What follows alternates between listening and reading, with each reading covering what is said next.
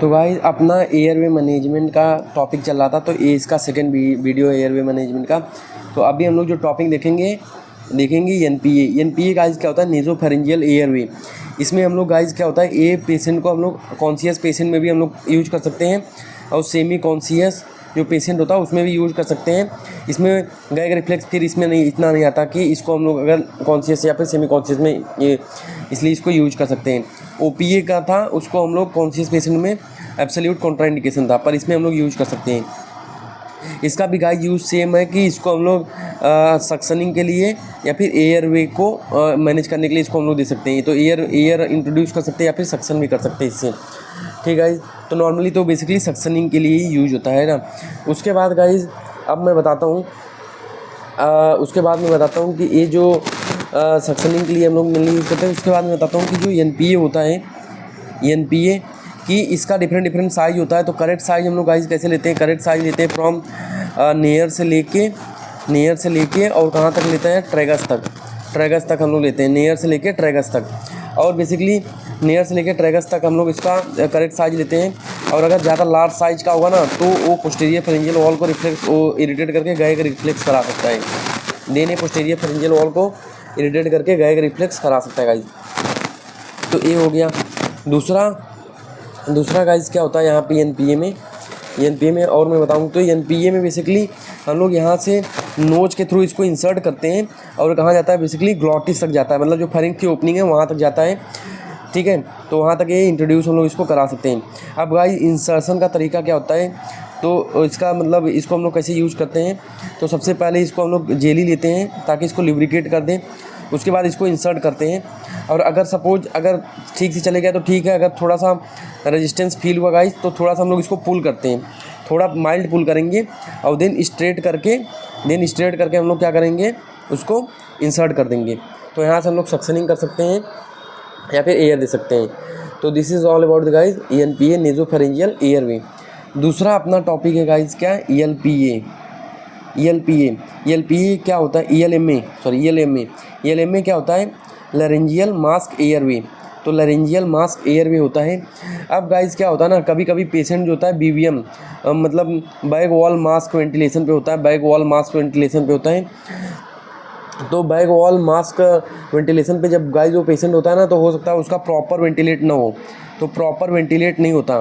ठीक है, तो हम लोग गाइस मास्क को क्या करते हैं ना, मास्क को सीधा हम लोग ग्लॉटिस तक लेके जाते हैं ताकि जो है ट्रैकिया फिर उसमें डायरेक्टली ट्रैकिया वेंटिलेट होती है। तो ठीक है, तो ये कैसे होता है, इसके लिए एक डिवाइस होती है, उस डिवाइस का नाम है एएलएमए, लैरिंजियल मास्क एयरवे।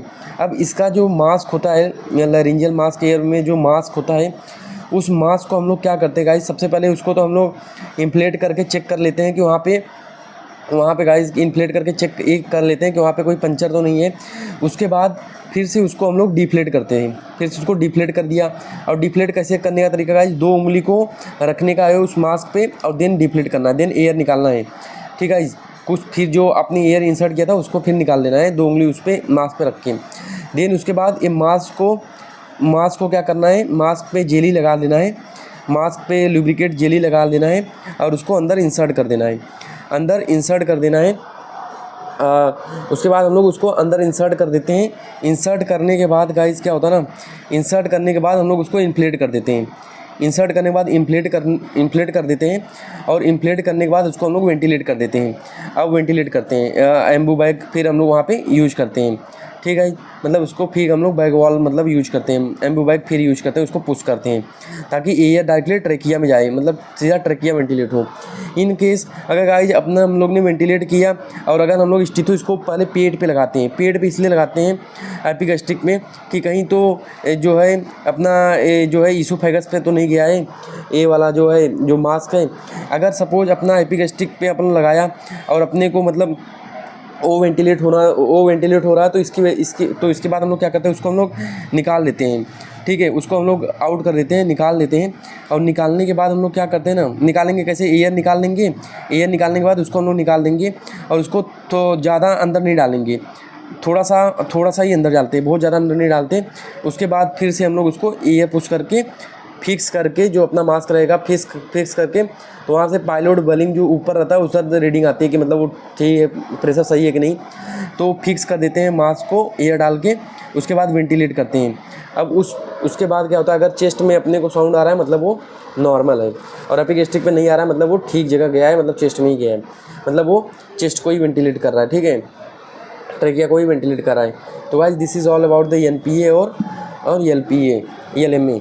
अब इसका गाइस मैं आपको फ़ोटो दिखाता हूँ दोनों का, है ना, इसका मैं आपको एक बार फ़ोटो दिखा देता हूँ।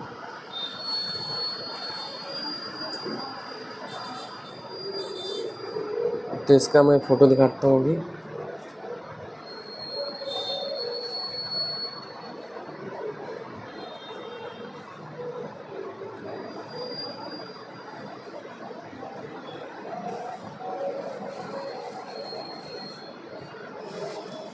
So guys, this is your nasopharyngeal airway. तो यहाँ से गाइस इसको हम लोग जेल लगा के पुश करते हैं, तो दिस इज नेजोफेरिंजियल एयरवे, ठीक है गाइस। इसका साइज़ कहाँ से लेना है, नेयर से लेके ट्रैगस तक, ठीक है, और ज़्यादा बड़ा साइज़ होगा तो गैग रिफ्लेक्स आने के चांस रहेंगे दिन।